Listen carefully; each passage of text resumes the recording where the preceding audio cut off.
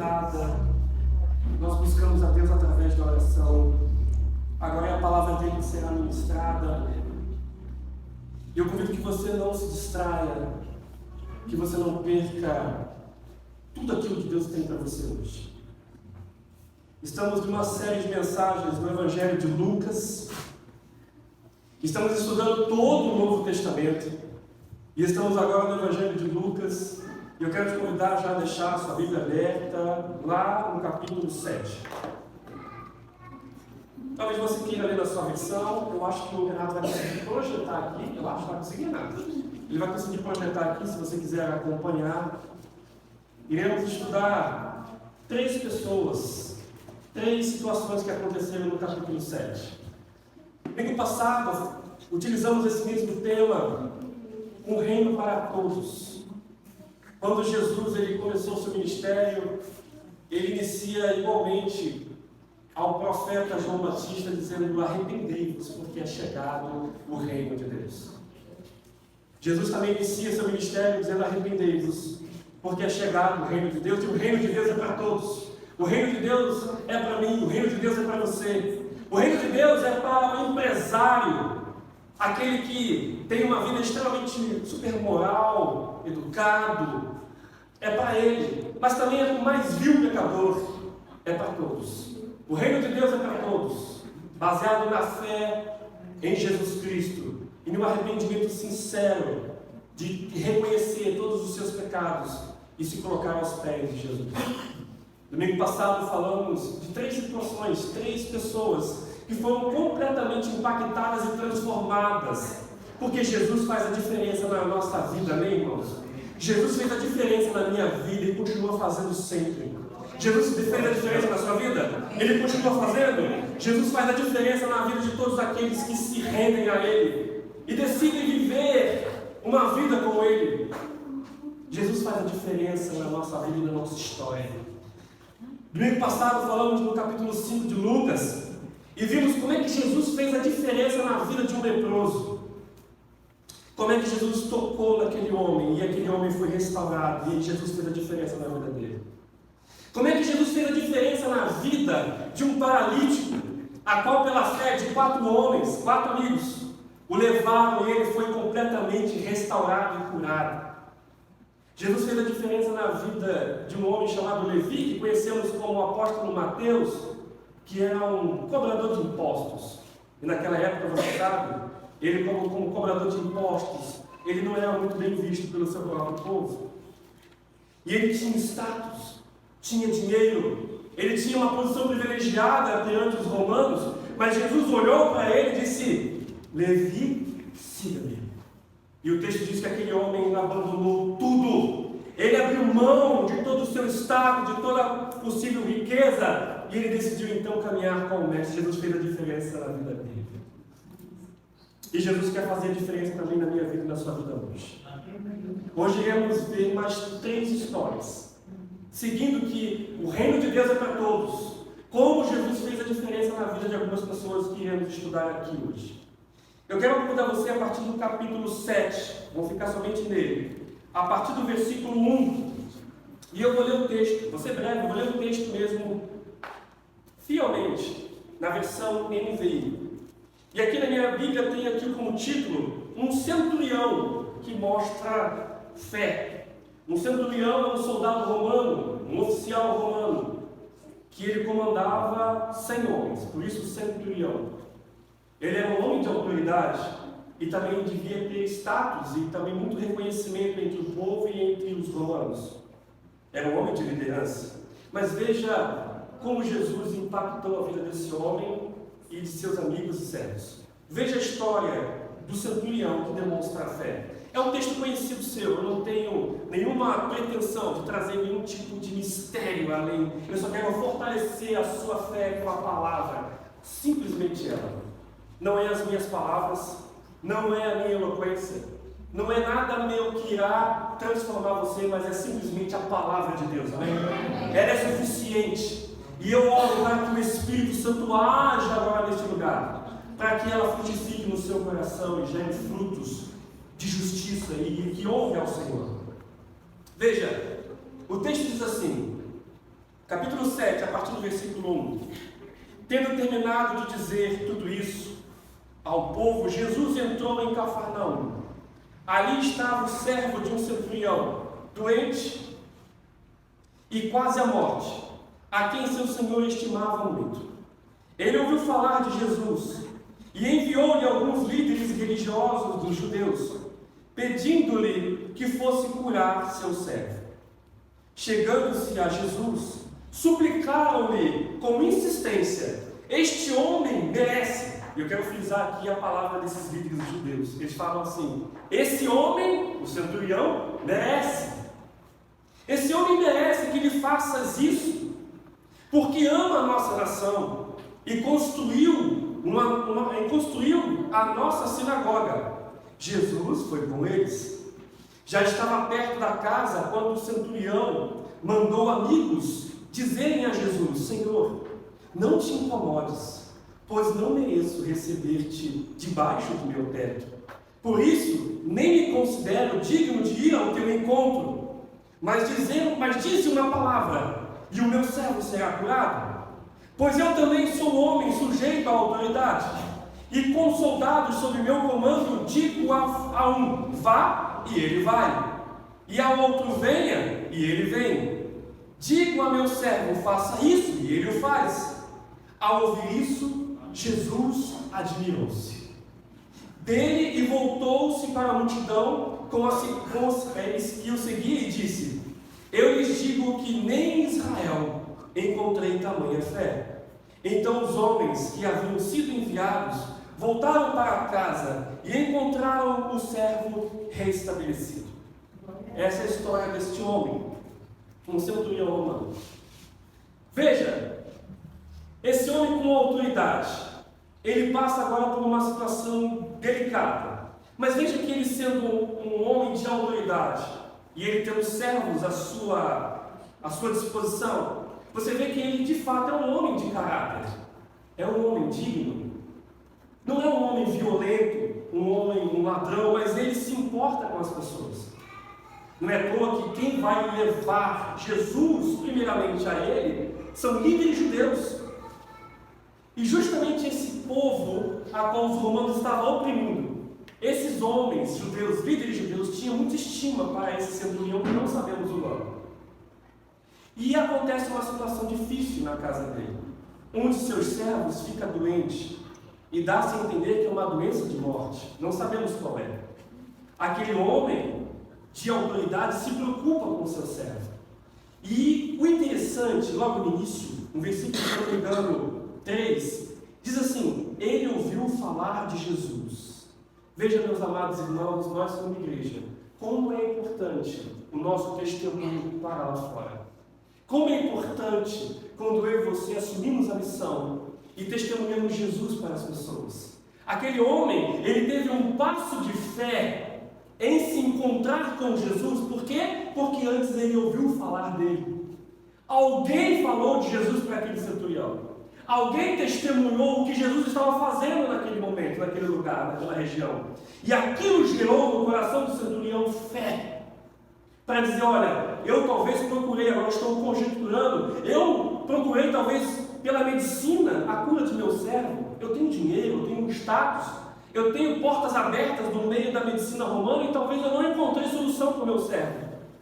A doença que está levará-lo à morte.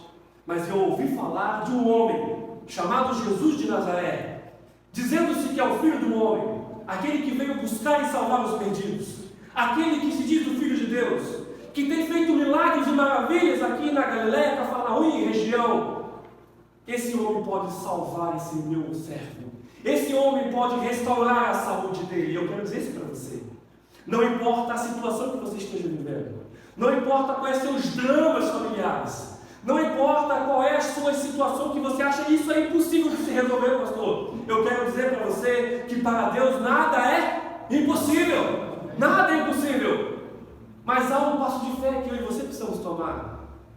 Esse homem tomou. Ele acreditou que Jesus poderia transformar a vida de seu servo e assim o fez. Ele manda que líderes judeus fossem buscar. E os líderes judeus, eles chegam até Jesus e dizem assim: você precisa ajudá-lo. E eles frisam falando, porque ele merece. Ele merece ser ajudado, Senhor. Ele é muito bom. Ele até construiu uma sinagoga, e uma sinagoga era uma igreja na época. Ele construiu uma igreja para nós. Ele é um homem bom, ele merece, vai lá curá-lo. E Jesus, ele silenciosamente, Jesus é maravilhoso, né? Porque a Fê fala, Jesus é top. E Jesus silenciosamente fala, vamos. Mas aí aquele centurião, ele manda uma segunda comitiva se encontrar no meio do caminho. E veja as palavras dos homens que se encontram com Jesus, representando o centurião. Ele diz assim, Senhor, pare aqui. Eu não sou digno do Senhor entrar na minha casa. Veja o coração desse homem. Eu não sou digno de o Senhor entrar na minha casa. Eu não mereço. Mas eu tenho autoridade sobre a minha vida que me foi confiada. Eu sei o que é ter autoridade. Quando eu digo a um soldado meu vá, ele vai. Quando eu digo vem, ele vem. Eu não preciso ver. Eu tenho certeza que ele o fará. Porque eu tenho autoridade e eles estão debaixo dela. E olha só, ele está querendo dizer o seguinte, eu reconheço no Senhor a autoridade divina sobre você. Aquele homem era um homem romano, nem era judeu, nem conhecia talvez as escrituras, mas o pouco que ele conheceu, ele gerou fé suficiente para dizer, eu reconheço a autoridade divina sobre você. E eu sei, mesmo que o Senhor não venha à minha casa, mesmo que eu nem me encontre, se o Senhor falar apenas uma palavra, eu sei que meu servo será curado. E assim fez. Jesus, o texto diz que Jesus então admirou-se. Foram poucas as vezes que você vê nos evangelhos esse termo dizendo que Jesus se admirou de alguém. Jesus fala assim, Jesus se admirou. E o texto diz que Jesus então olhou para os seus discípulos, e talvez para a multidão que o seguia, e falou, olha, eu não encontrei tamanha fé em Israel. Vá, avise a ele está curado. E quando essa comitiva chegou, encontrou o jovem completamente restabelecido.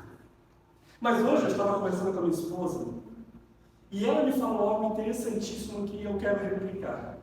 Obrigado, irmão, você me ajudou. Muito. Vendo como é que a minha esposa não pensa? Te amo demais. Ela falou assim, sabe, Leandro, você falando, eu estava ensaiando a mensagem para ela. Ela falou assim, sabe, esse homem foi um homem de fé. Esse homem, ele gerou no coração de Jesus uma admiração pelo tamanho da fé. Aquele homem, aquele servo dele foi curado. Mas sabe, ele perdeu o privilégio de poder conversar com Jesus cara a cara. Ele perdeu o privilégio de sentar à mesa com Jesus e conversar com ele sobre os valores do reino. O servo foi curado, sim. Mas eu não sei na história se esse homem teve esse privilégio de sentar-se à mesa com Jesus, de conversar com ele, de vê-lo face a face, de poder trocar ali uma ideia, né? Contextualizando aqui uma conversa. Ele não teve esse privilégio. Mas mesmo assim Jesus se admirou da fé que ele teve e o seu servo foi curado. E eu quero estimular vocês. O Senhor Jesus, Ele está aqui neste lugar, amém, irmãos? Amém. Ele está aqui. E mesmo que você tenha situações dramáticas em sua casa, talvez pequenas ou outras maiores, eu quero estimular você a pensar que o Senhor, Ele tem poder para transformar, para curar, para restaurar aquilo que você acha que já está perdido, aquilo que você acha que já está morto, aquela pessoa da sua família que você fala, esse aí não tem jeito mais, para o Senhor tem jeito. Sabe por quê? Porque Ele veio buscar e salvar o perdido. Ele mesmo disse, eu não vim buscar aqueles que se dizem justos, aqueles que se dizem os bons, aqueles que são autossuficientes e acham que não precisam de mim. Eu não vim buscar, já que eles se acham autossuficientes, o meu ministério, a minha vida não é para eles. A minha vida são para aqueles que entendem que estão perdidos, que sabem que estão perdidos, que estão buscando um caminho e buscam um caminho em esoterismo, buscam um caminho em tantas coisas, em prazeres, em festas, e Jesus disse, eu sou o caminho, eu sou a verdade, e eu sou a vida, e todo aquele que vem a mim será salvo. É simples, não é o que você faz, você não precisa fazer nada, porque o que Ele fez já é suficiente, basta só se render perante Ele com fé. E, seguindo o exemplo do centurião, em dizer, eu não mereço, nós não merecemos mesmo. Mas mesmo assim, Ele nos amou primeiro Deus primeiro. Eu não tenho o poder ou a capacidade de amá-lo primeiro. Não, Ele me amou primeiro. E esse amor dele, que veio a mim e me transformou, me torna capaz então de amá-lo também, pela palavra. Que você hoje possa se encontrar com Jesus em fé, amém? Que você hoje possa ter esse encontro transformador, porque Jesus, na vida desse centurião, na vida do servo dele, que estava doente, Jesus fez toda a diferença. Jesus fez a diferença na vida desse homem. Eu quero avançar e contar uma outra história. Vou ser bem breve hoje. Não vou falar tanto. Outra história que segue aqui é a partir do versículo 11. E aqui fala de uma história chamada a viúva. Quer dizer, Jesus ressuscita o filho de uma viúva da cidade de Naim. Veja, assim segue o texto, dizendo assim: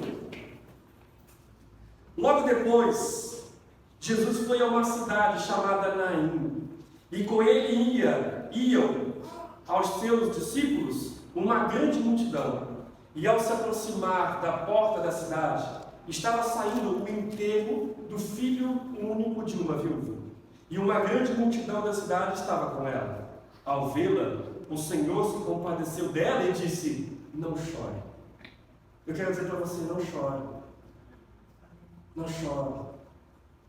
Não chore. Eu estou dizendo o choro, e eu digo esse choro que Jesus está falando, não chore, é o choro de desesperança. É o choro de tristeza profunda, de achar que não tem mais jeito. Tem jeito sim. Jesus está dizendo, não chore. Eu enxugarei de seus olhos, segundo Apocalipse, toda a lágrima. E num dia, no céu de glória, nesse lugar não haverá mais choro, não haverá mais dor, não haverá mais tristeza, não haverá mais Covid, não haverá mais morte, porque todas essas coisas se passarão, porque Ele fará tudo novo. Amém? Você quer estar nesse lugar? Sim. Amém? É somente através de Jesus. Ele disse para essa mulher, não chore.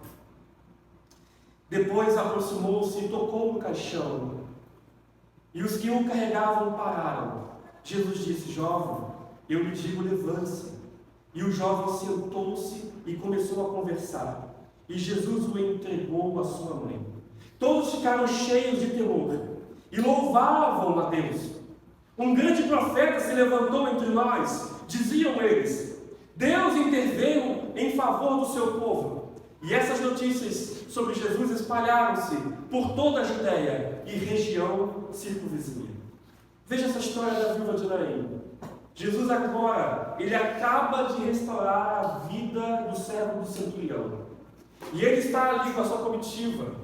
E de repente, numa providência divina, Jesus fala assim, discípulos, meus amigos, vamos para Naim. Veja como é que Deus, Ele sabe da nossa história. E Ele sabe o que você está passando, e até mesmo o que acontecerá no futuro. Ele conhece porque Ele sabe. Ele tem ciência do passado, presente e futuro, amém? É por isso que devemos descansar nele. Eu não conheço o meu amanhã. Eu não sei o que acontecerá comigo daqui a algumas horas, mas Deus sabe. E é por isso que a minha confiança tem que estar nele, não em mim mesmo, não em nós. O Senhor Jesus estava ali, e Ele sendo Deus, porque Ele era 100% homem, 100% Deus, e Ele seguindo e sendo movido pelo Espírito Santo, Ele decide então ir para Naim. Naim ficava a 40 quilômetros a pé. Você já andou 40 quilômetros a pé? Eu nunca andei 40 quilômetros a pé. Jesus pegou os seus discípulos e vamos para Naim, 40 quilômetros a pé de onde eles estavam. Sabe por quê? Porque ele tinha um propósito na vida daquela mulher. Ele tinha um propósito a realizar na vida daquele rapazinho que tinha acabado de morrer. Você vê nessa história da viúva de Naim, que também não sabemos o nome. Aquela mulher estava saindo da cidade e ela estava vindo, chorando. Imagine que tristeza deve ser para uma mãe perder um filho. Eu não sei se essa realidade já chegou para você. Mesmo que a morte seja dolorosa em qualquer circunstância, a natureza aqui pecaminosa é que os pais irão morrer primeiro. E já é dor presenciar a morte de um parente. Mas eu imagino que é extremamente, duplamente doloroso ver um pai enterrar o filho. Não é a ordem lógica. Eu imagino, eu não sei, eu não posso expressar a dor de alguém, um pai ou uma mãe que vivenciou isso. Essa mulher, além de perder o seu esposo, e você sabe que naquela época, uma mulher não era tratada tão bem. As mulheres não tinham tanto valor. Hoje melhorou muito, claro, mas naquela época era pior ainda. As mulheres não tinham valor. E o seu marido morre. E o texto diz que ela só tinha um filho. E ela teve que ver o seu filho único morrer. Olha o drama dessa mulher. E Jesus olha, eu preciso ir para Naim. Uma situação aconteceu lá. E ele vai. E ele, ao se encontrar, está vindo, Jesus está entrando com uma multidão. E está vindo uma outra multidão, uma comitiva de enterro. Veja que essa mulher, e aqui a gente quebra aquelas teologias da libertação, aquelas teologias de que devemos ser os crentes sobrenaturais, aqueles cristãos que superpoderosos, que tudo é baseado, claro, pela fé. Mas veja, esse texto menciona que essa mulher não fez nada para o milagre acontecer. Não fez nada, ela não pediu nada para Jesus. Ela não teve nenhum tipo de atitude de fé. Ela simplesmente estava chorando a morte do seu único filho. E Jesus, que se compadeceu completamente daquela mulher, daquela história, Jesus para a comitiva. O Senhor que estraga os inteiros. Ele para aquela comitiva. E ele diz para a mulher, não chore. E ele toca na esquife, caixão, na minha versão está caixão, mas o caixão naquela época não era igual conhecemos. Era uma esquife aberta. O jovem devia estar abertamente sendo velado. E ele toca na esquife. Todo mundo para. E Jesus simplesmente disse, jovem, levante-se. E o milagre ali acontece. Aquela mulher não fez nada, ela não pediu nada. Ela não fez nenhum tipo de jejum, ela não fez nenhum tipo de campanha evangelista.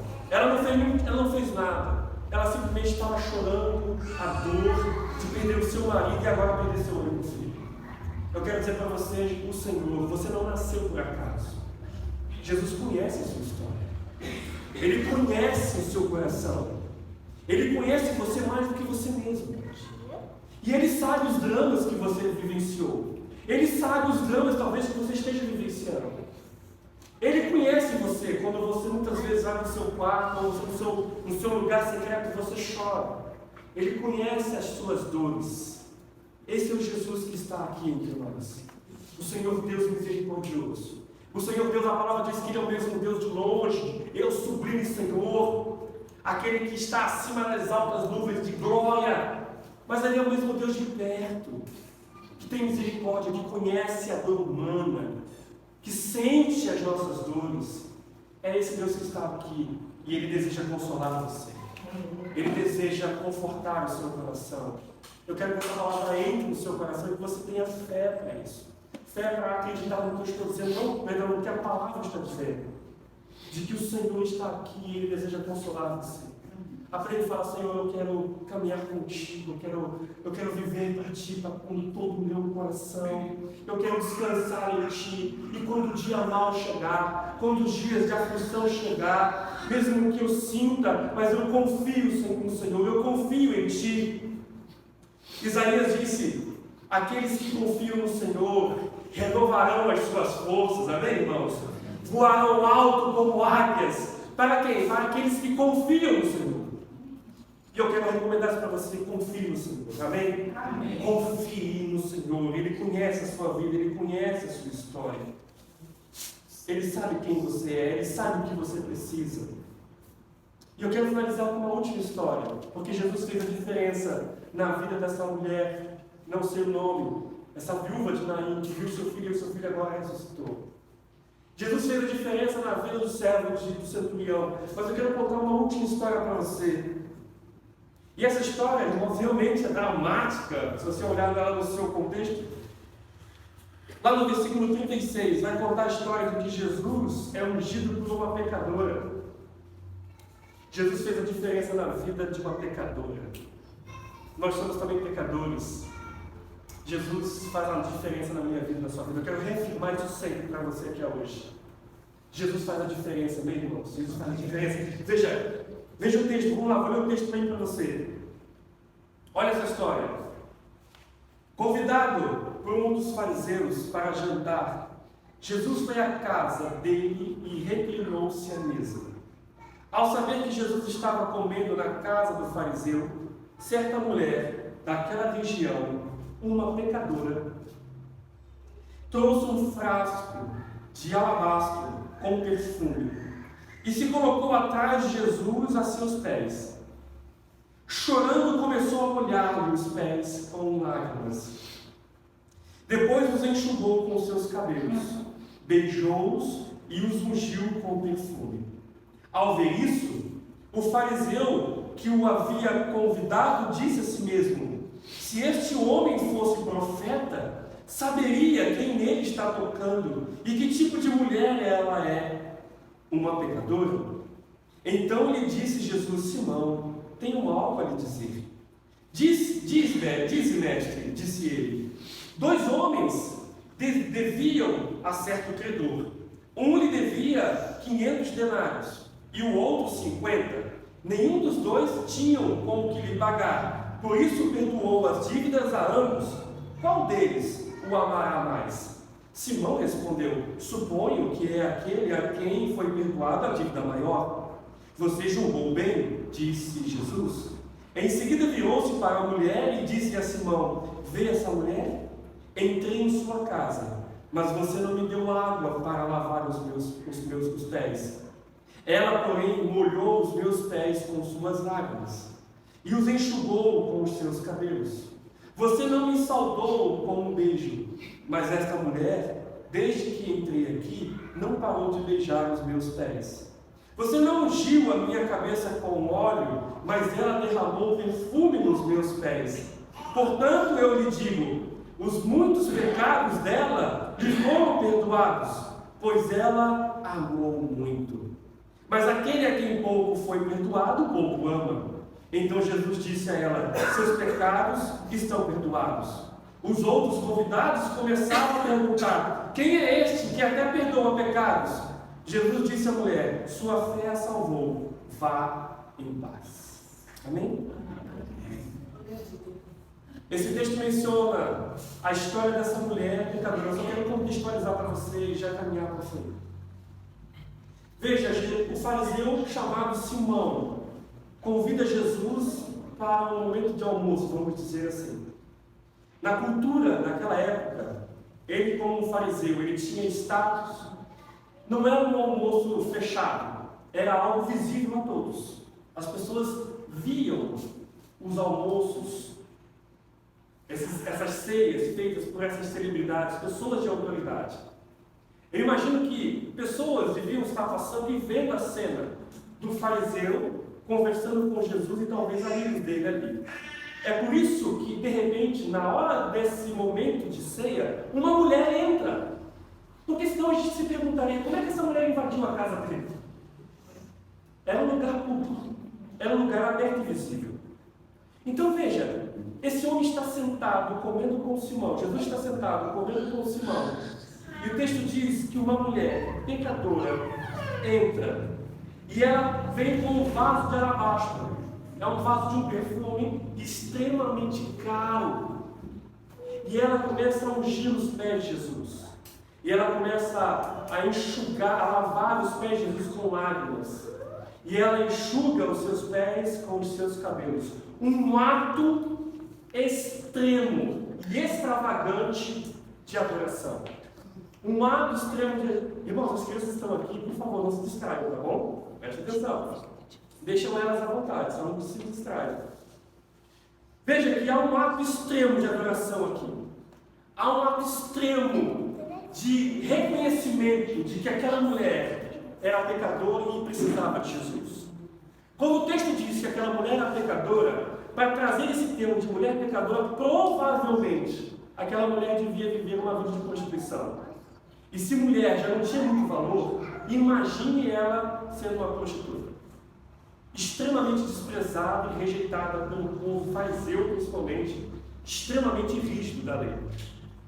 Sabe, esse homem chamado fariseu e essa mulher pecadora E aqui agora eu gosto de contextualizar essa mulher. E por favor, se você depois quiser pesquisar na sua casa, faça também. Mas eu gosto de contextualizá-la de que, para mim, agora é uma opinião pastoral pessoal, que para mim essa mulher pecadora é a mesma mulher de Betânia e também a Maria Madalena. Eu contextualizo, eu vejo, eu enxergo essa mulher pecadora como a mesma mulher, não as separo. Veja por quê. Se você perceber, Jesus está na casa de um fariseu. Qual é o nome dele mesmo? Simão. O nome desse fariseu é Simão. Você vai ver nos evangelhos que Jesus cura de lepra um outro homem chamado também Simão. E eu entendo que esse Simão leproso era esse Simão fariseu. E eu também contextualizo de que provavelmente Simão, o fariseu, e se tornou leproso e depois foi curado, é o mesmo Simão que era o marido, não sei se isso já vai escandalizar você, é o marido de Marta. Marta, você lembra de Marta e Maria? Que unge? Marido de Marta. E essa Maria é a Maria que está aqui pecadora. Veja que Simão está aqui como agora, como um fariseu. E essa mulher pecadora vem e ela, em um ato extremo de adoração, ela reconhece totalmente o seu pecado. Veja como Jesus, depois, ao falar com Simão, ele fala assim: Simão, por que você está julgando o ato dela? Vou contextualizar. Por que você está julgando esse ato extravagante de adoração? Quando eu entrei em sua casa, você não lavou os meus pés. Lembre-se que isso era cultural. Se, por exemplo, meu sogro está aqui, vamos voltar na época de Jesus. Se o meu sogro me convidasse para a casa dele, era ética e uma educação, é uma questão de educação. Ele trazer, chamar um servo, pegar uma bacia de água e lavar os meus pés. Era uma questão de educação. Ele tinha que lavar os meus pés. E depois de lavar os meus pés, ele chamava um outro servo com um óleo e ungia a minha cabeça. Você lembra do Salmos? É o Salmos 23 que diz? Né? Preparas uma mesa perante mim, porque para a ceia. E unge a minha cabeça com o quê? Com óleo. Sabe por quê? Por que óleo? Imagine que naquela época as pessoas não tomavam banho regularmente, né? Tinha um cheirinho mais forte, né? Eu imaginei você conversa naquela época se não tivesse desodorante. Meu Deus, eu sei sem desodorante 2 dias, pelo amor de Deus, não fica perto de ninguém.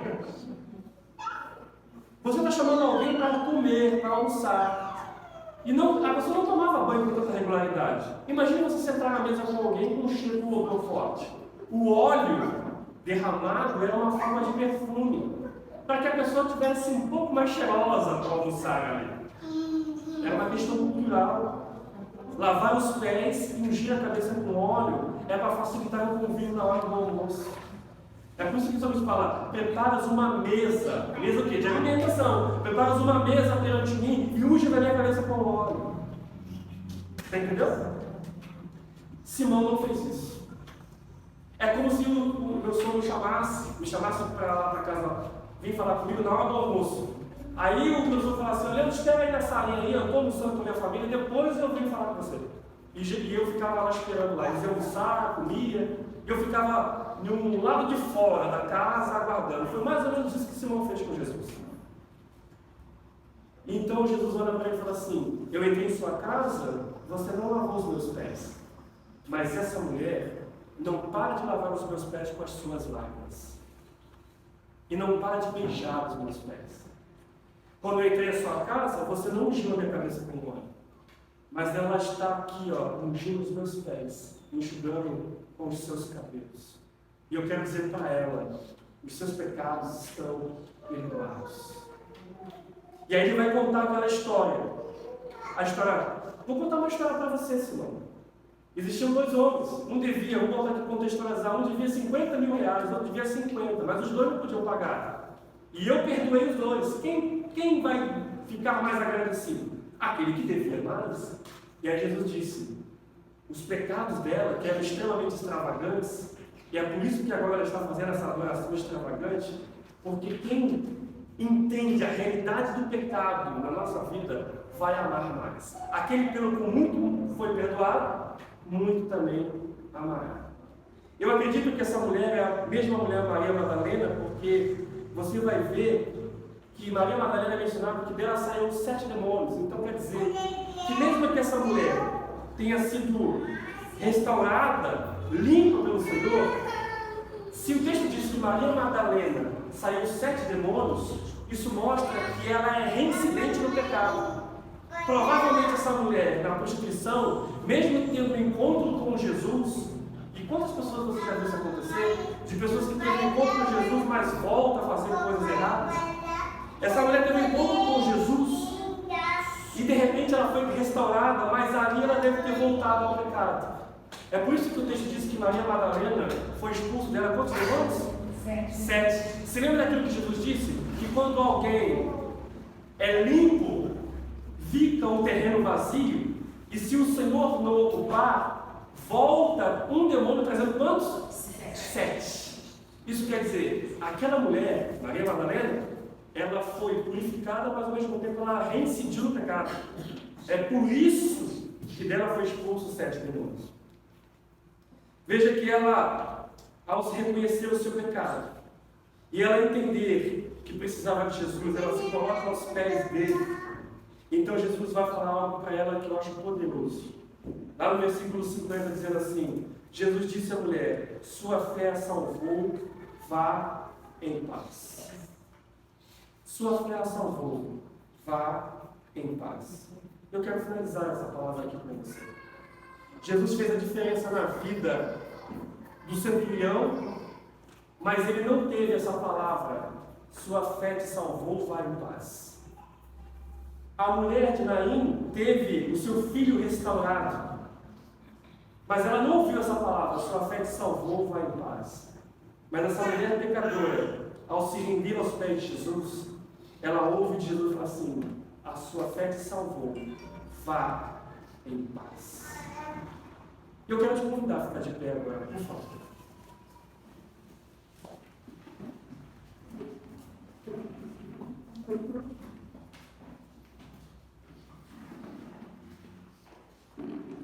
Que o Senhor Jesus faça a diferença na sua vida hoje. E continue assim fazendo. Que você possa voltar para a sua casa hoje, perdoado. E que você vá em paz. Essa paz, esse shalom de Deus, é uma paz, não é uma paz simplesmente de um bem-estar. É uma paz sobrenatural. É um alívio do peso do pecado e de qualquer condenação sobre você. É a paz dos céus que tira de você todo o peso do pecado e a sujeira do mundo, trazendo para você libertação. Uma paz que te traz esperança, uma paz que te traz segurança, uma paz que nunca mais te abandonará. Sabe por quê? Porque quando Jesus entra na nossa vida, a palavra de Deus diz que Ele é o príncipe da paz. Que você, ao sair deste lugar, que você saia perdoado, limpo, e que você saia em paz. E se você sente-se desesperançado, e se você não consegue sentir essa paz que eu estou falando, eu quero te convidar a fechar os seus olhos. E se você assim aceitar, levante a sua mão se assim você quer. Se esse for o desejo do seu coração, talvez você está aqui e você se identifique, dizendo, Pai, eu também sou pecador, sou cheio de falhas, eu preciso do Senhor. Eu quero te convidar a entregar a sua vida a Jesus, que é o príncipe da paz. A dizer, Senhor, eu preciso de Ti, quero caminhar contigo. Se você entende que precisa dEle, e que você precisa ser perdoado, e que você precisa da paz do céu sobre a sua vida hoje, levante uma de suas mãos e eu quero orar por você. Se você deseja Cristo na sua vida, e se você deseja uma nova história com Ele, se você deseja uma vida sobrenatural ao lado dEle, levante uma de suas mãos bem alto, dizendo, olha, eu quero Jesus na minha vida, eu quero esse Jesus na minha vida, eu quero Jesus na minha história. Eu quero orar por você. Esse é seu momento de encontro com Ele. Senhor, há muitos aqui que levantaram suas mãos, que estão dizendo, Senhor, eu quero que o Senhor entre na minha vida agora. Eu quero que o Senhor entre na minha história. Ó Príncipe da Paz, venha sobre mim. Que essa seja a sua oração, olhe assim: ó Príncipe da Paz, venha sobre mim. Perdoa os meus pecados. Escreva o meu nome hoje no livro da vida, porque o Senhor faz toda a diferença.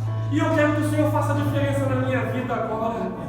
Eu quero que o Senhor faça a diferença na minha história, na minha família. Ó Senhor, entre na minha vida. Eu reconheço que sou pecador e preciso do Senhor. E eu tenho certeza que nesse ato de fé que você está tomando, porque a palavra diz que se você assim crer, Ele entrará em sua vida. E Ele começará uma nova história com você a partir de agora, a partir de hoje. E tudo novo se fará, porque o Príncipe da Paz entrou em sua vida. O Príncipe da Paz perdoou os seus pecados. E uma nova história começará não somente contigo, mas com toda a sua família. Amém? Que assim seja, Senhor. Pai, eu oro para aqueles que levantaram as mãos aqui. Aqueles que estão levantando as mãos e dizendo: Senhor, eu preciso de Ti. Senhor, em nome de Jesus, que a Tua presença seja real. Que eles possam, Senhor, Pai, Te conhecer intimamente. Que eles possam ter agora, Senhor, uma comunhão profunda contigo. Que eles possam, Senhor, vivenciar para Ti de uma forma sobrenatural. Ó Deus, eu Te peço que eles sejam libertos agora de todos os traumas, de tudo aquilo, Senhor, muitas vezes que os aprisiona. Que eles sejam libertos agora em nome de Jesus. Que eles sejam livres para desfrutar, Pai, dessa vida abundante que o Senhor nos proporciona. Em nome de Jesus. Amém. E amém. Amém, irmãos.